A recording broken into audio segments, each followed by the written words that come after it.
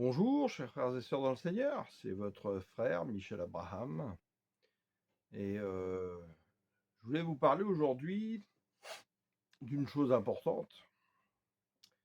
C'est qu'en Christ, et parfois, je vois que beaucoup ont du mal à le saisir et à le développer. C'est que tout vient de l'intérieur pour aller vers l'extérieur. Car la relation avec notre Seigneur, elle part de l'intérieur, puisque le Seigneur regarde au cœur. Et la qualité de notre cœur va faire la différence. Dieu va nous aider pour cela également, suivant la faim et la soif et notre relation que nous maintenons avec lui. Et malheureusement, on voit aujourd'hui justement que la plupart, mais je pense que ça a toujours été le cas, nous venons rechercher des choses de l'extérieur pour nous aider à croître, alors qu'en fait, et particulièrement avec le Saint-Esprit, le Saint-Esprit venant demeurer en nous, c'est de l'intérieur que nous allons pouvoir le plus mûrir et grandir comme un noyau avec un fruit.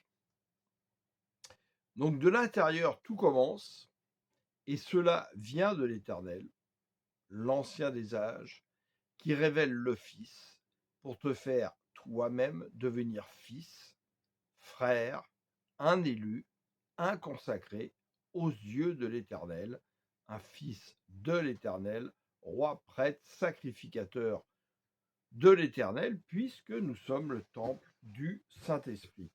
Et tant que nous n'avons pas cette révélation de notre identité intérieure, où en fait nous connaissons Christ à l'intérieur, non plus selon la chair, mais selon l'esprit, eh bien, nos prières, tout cela, n'auront pas autant d'efficacité parce que c'est comme si nous étions privés du tout qui est à l'extérieur parce que nous ne nous connaissons pas à l'intérieur par le tout qui habite en nous. Alors on va voir ça sur quelques exemples de versets que le Seigneur me mettait en tête ce matin pour justement former un tout. Marc 4, verset 30. Il continua en disant: « À quoi comparerons-nous le royaume de Dieu? Par quelle parabole pourrions-nous le présenter? Il en est de lui comme une graine de moutarde. » Vous voyez, c'est tout petit. Lorsqu'on la sème dans la terre. Alors, je vous rappelle que justement, dans la parabole du semeur, il compare bien nos cœurs à une terre, justement, le champ de Dieu. C'est la plus petite des semences du monde. Mais une fois semée, elle pousse et devient plus grande que toutes les plantes du potager. Il y monte des branches, les branches qui sont accrochées à l'arbre de vie qui est le Christ. Comme lui, il est le cep, nous sommes les sarments, et où il nous demande de porter du fruit. Si grande que les oiseaux du ciel peuvent nicher à son ombre.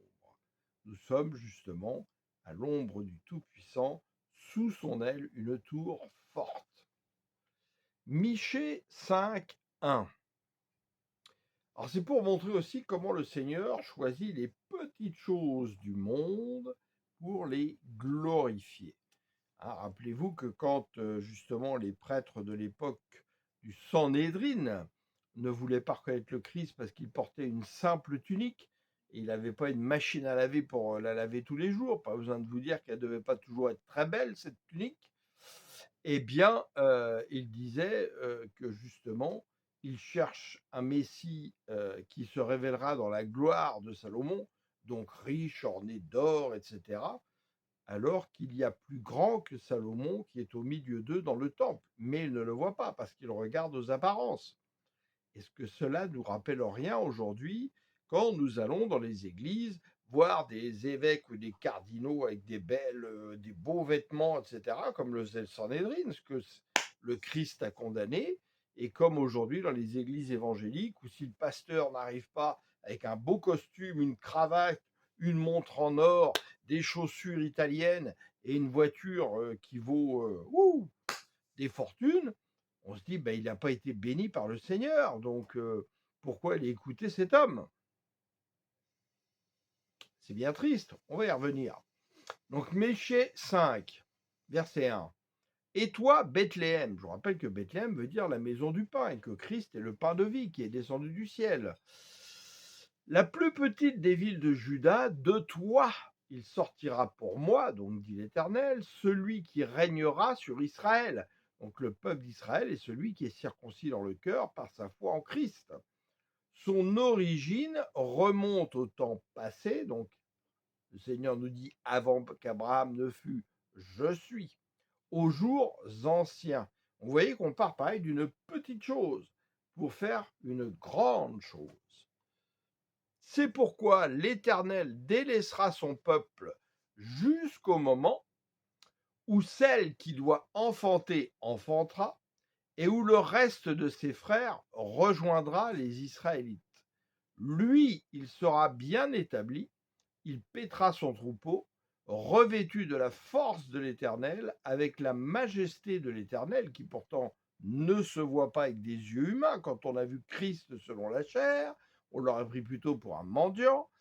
Son Dieu et les gens de son peuple vivront dans la sécurité, car on reconnaîtra désormais sa grandeur jusqu'aux confins du monde, et nous lui devrons notre paix.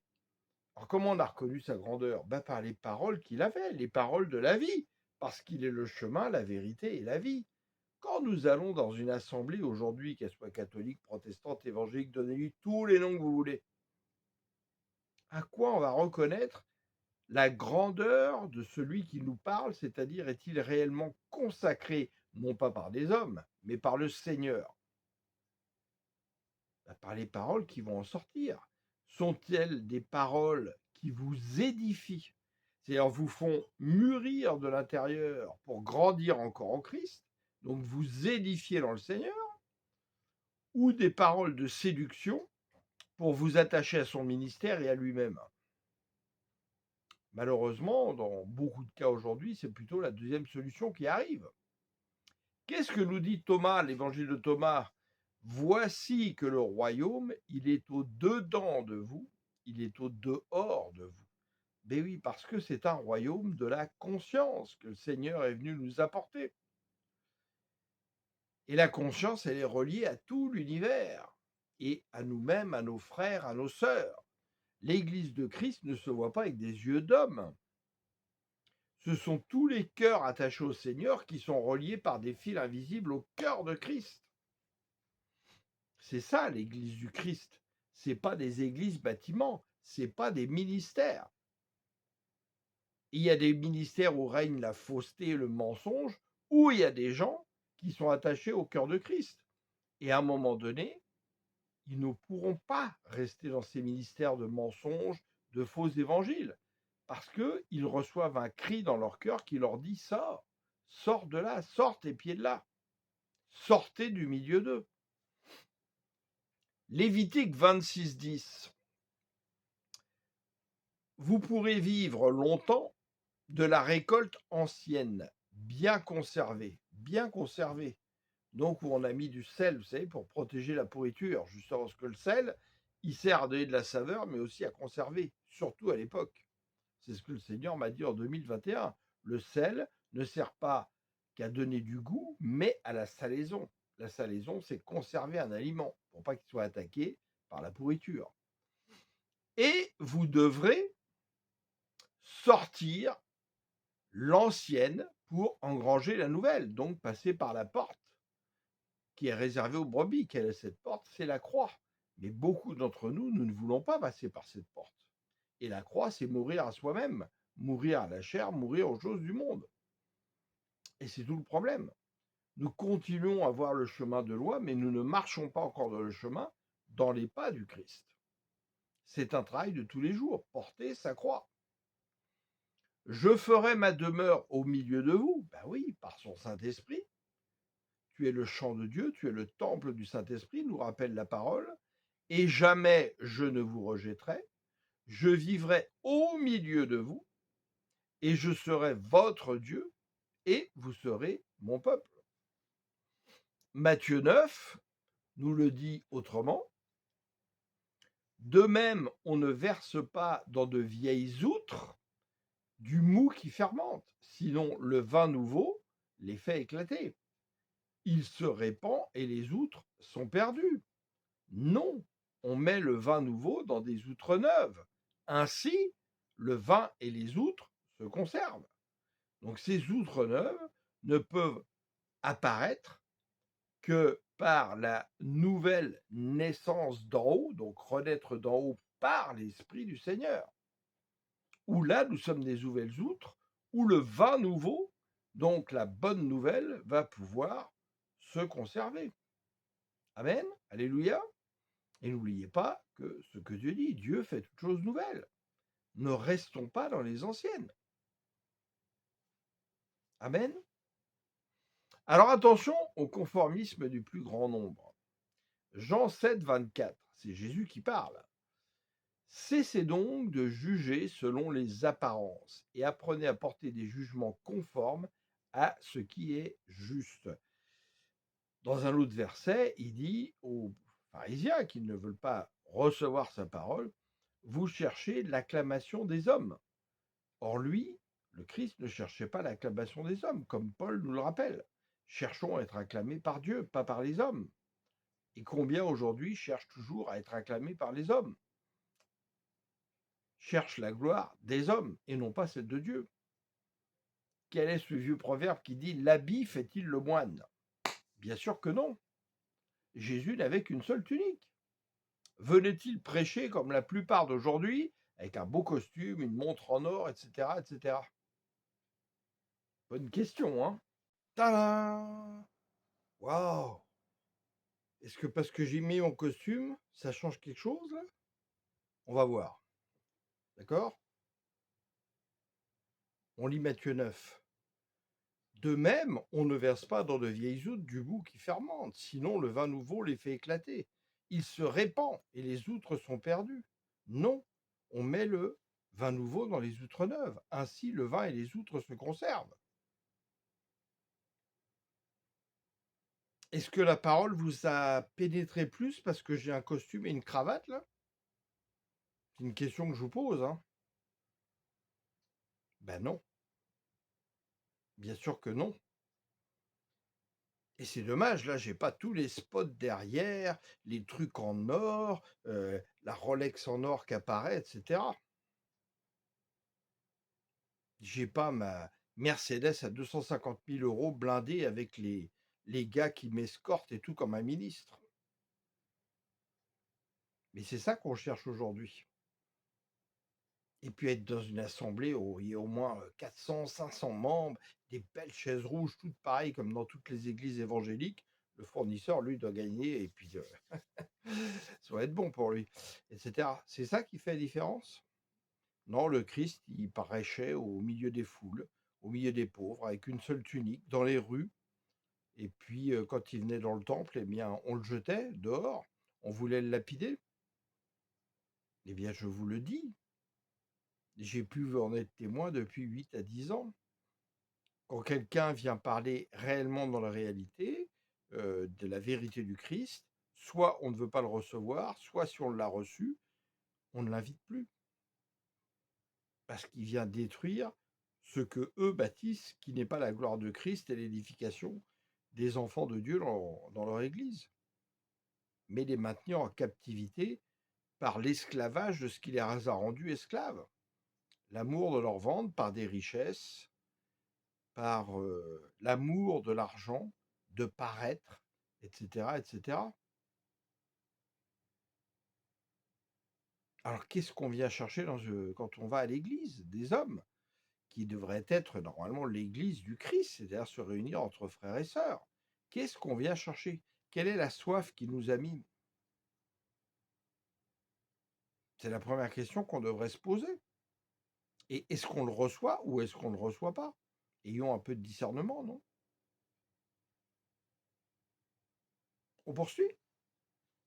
Alors sommes-nous justement, comme disait le Seigneur, nous les enseignants, là, les personnes qui essayent d'édifier leurs frères et sœurs dans le Seigneur d'une manière ou d'une autre, mais selon l'Évangile, le véritable, le vrai, le même esprit, l'esprit qui vient du Seigneur.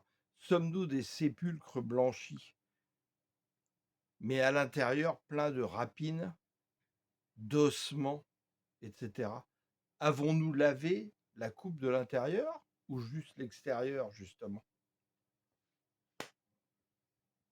C'est la bouche du Christ qui le dit, tout ça. Ça devrait quand même rentrer dans nos oreilles pour pénétrer le cœur et essayer de nous faire grandir dans le discernement, non? Alors Dieu regarde au cœur, vous le savez. David était tout petit de l'extérieur et oublié dans les champs à paître le troupeau. Et on l'a fait appeler parce que tous les autres qui paraissaient bien, le Seigneur disait non, c'est pas lui que je veux oindre, c'est pas lui que je veux faire roi, c'est pas lui que j'ai appelé. C'est toujours la même histoire. Pourquoi on la retient pas? Comme un fruit sans un bon noyau, nous ne pouvons pas avoir bon goût pour l'Éternel. Si nous avons bon goût pour l'Éternel, nous aurons bon goût pour les hommes qui cherchent avec une véritable faim et soif l'Éternel. Mais si notre faim et notre soif aujourd'hui nous fait rentrer dans les églises pour posséder toutes les choses du monde, bah, c'est qu'il y a un vrai souci.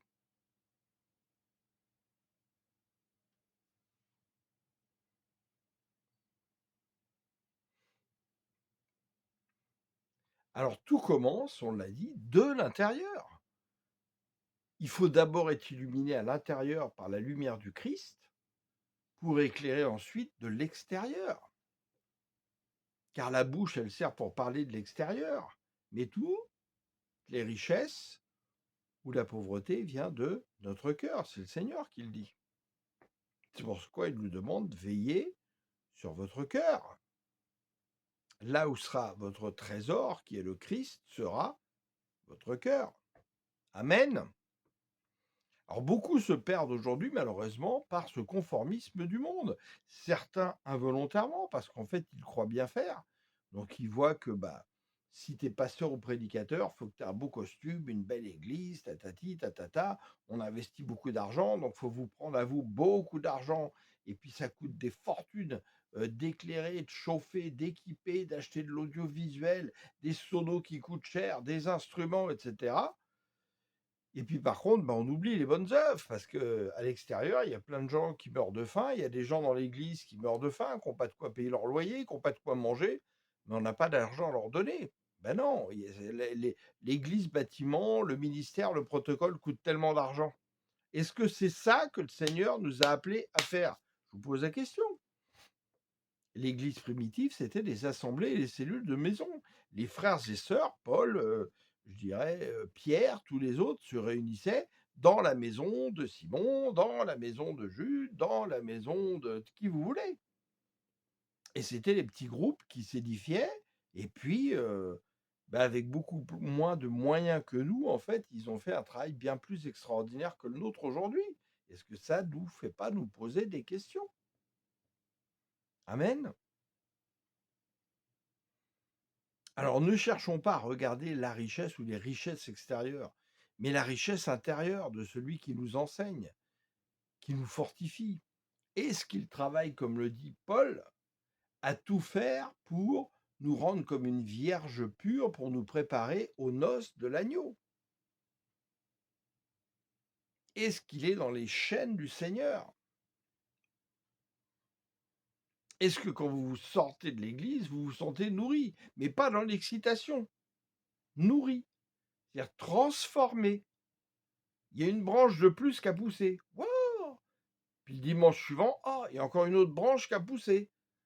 Puis il y a des feuilles qui commencent à apparaître. C'est ça, s'édifier et nourrir. C'est pas être juste dans l'excitation. Waouh, putain, c'était super, t'as vu? Waouh, puis tout le monde faisait waouh, la paparaya chakatana papa, puis il hurlait et tout dans l'église. Waouh! Puis t'as vu la sono, la 300 watts et tout, avec les chantes qui hurlaient, les flashs, les trucs, les fumées. Waouh, c'était super! Bah ouais, quand j'étais jeune, quand j'allais à un concert d'Iron Maiden, c'était ça aussi, j'étais dans l'excitation. mais je n'ai pas cherché le Christ. Pourtant, Iron Maiden, contrairement aux photos, parlait beaucoup de la Bible, parce que ceux qui écrivaient et qui chantaient étaient des gens très instruits, et ils nous venaient nous édifier par certaines paroles. Mais la plupart des gens n'écoutaient pas les paroles, d'ailleurs. Alors, méfions-nous de notre chair, vous savez. Elle est très trompeuse, cette chair, et elle nous emmène beaucoup dans l'excitation. Je suis tombé moi-même dans le piège quand je suis arrivé dans les églises évangéliques avec des très bons orchestres, parce qu'en tant qu'ancien musicien, forcément, j'étais très touché par la musique et j'étais vite emmené par la musique. Et pour m'apercevoir qu'à un moment donné, c'était un grand piège.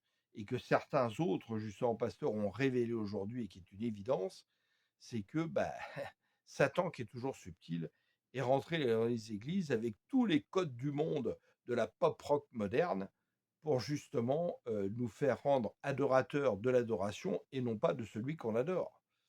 C'est très subtil.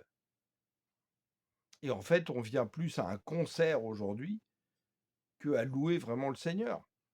Vous pouvez louer silencieusement le Seigneur, par votre cœur, par une parole interne, un murmure, un soupir inexprimé. La parole est claire.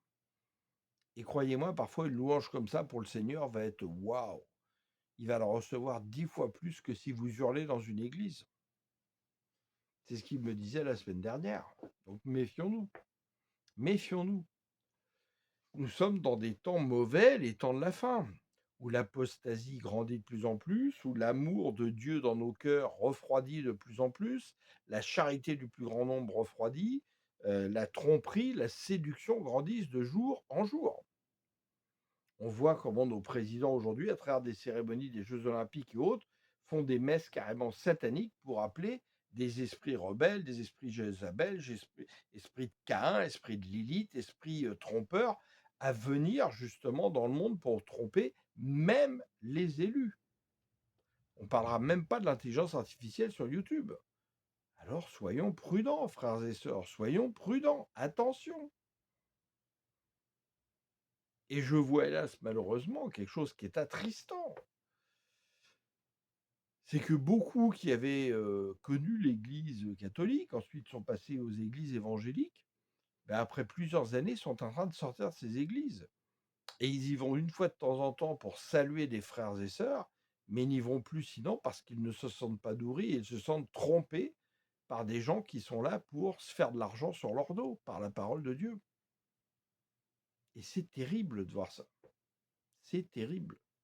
Et pourtant, ils sont véritablement l'Église du Christ avec leurs frères et sœurs qui sortent du milieu de tous ces gens qui sont en train de nous tromper et qui ne nous édifient pas dans le Seigneur. Et certains même reviennent de temps en temps à l'Église catholique pour saluer d'autres frères qu'ils connaissaient avant. Ils ne répètent pas le credo de l'Église catholique, ils répètent leur propre credo que le Seigneur leur a mis dans le cœur, et ils viennent en communion avec des frères et sœurs. Et aujourd'hui, à la limite, dans une messe catholique, excusez-moi, mais à part certaines paroles que nous ne confesserons pas de notre bouche, nous y voyons parfois beaucoup moins de tromperie que dans des églises protestantes. C'est malheureux quand même.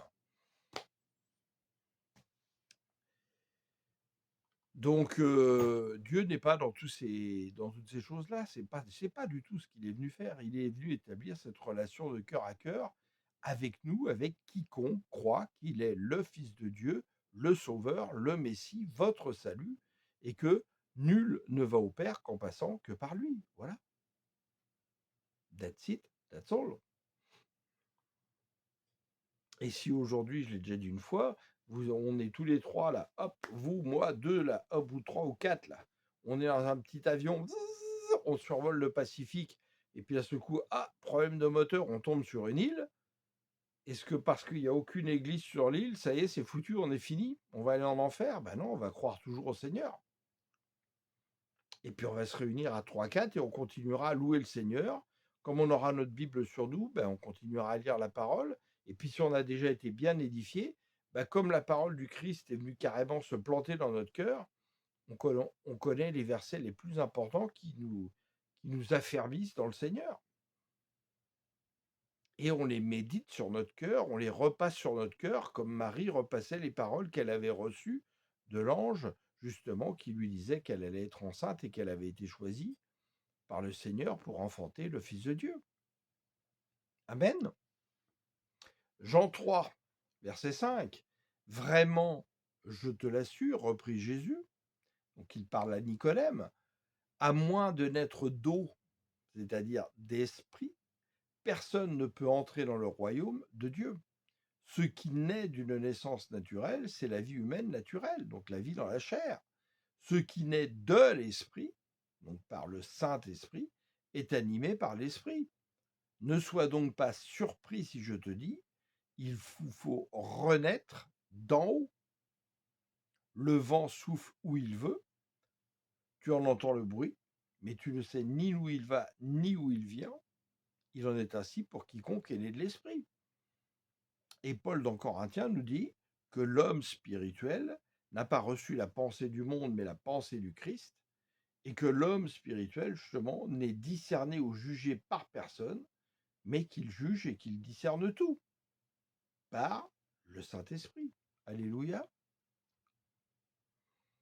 Alors voilà, ce petit enseignement pour nous rappeler vraiment cette chose importante, que travaillons plus à notre relation intérieure, une communion forte et solide avec le Christ, et où le Seigneur, ne serait-ce parce que vous vous endormez et vous prononcez le nom de Jésus, même si vous êtes à moitié endormi, il est là, il court auprès de vous. Ne vous endormez pas en regardant un film ou en regardant je ne sais pas quoi. Ne vous réveillez pas en commençant à regarder vos mails. Laissez la priorité au Seigneur. Endormez-vous avec le Seigneur. Réveillez-vous avec le Seigneur. Savez-vous que quand vous respirez, vous prononcez le nom de Dieu? Yahweh, Yahweh, Jésus,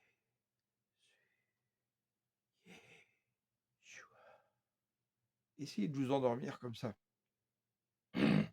Déjà en faisant ce travail de respiration, en appelant le nom de Dieu. Puis priez-le en silence, parfois juste les lèvres qui bougent, les yeux fermés. Vous allez voir comment votre cœur va vraiment bouillonner plus que si vous hurlez dans votre maison. Que les larmes, vous allez les sentir remplir vos yeux. Et quand vous allez ouvrir vos yeux, waouh, c'est des tonnes de larmes qui coulent sur vos joues. Des larmes de joie d'avoir été en connexion avec le Seigneur. Des larmes aussi de souffrance, de l'âme qui sont évacuées.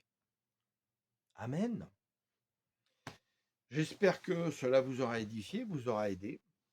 Et je prie le Saint-Esprit vraiment que vous ayez à cœur de partager cet enseignement pour le bien du plus grand nombre. Je vous rappelle que ma chaîne n'est pas monétisée, elle ne le sera jamais, car je reçois gratuitement, je donne gratuitement, je ne suis pas là pour faire de l'argent.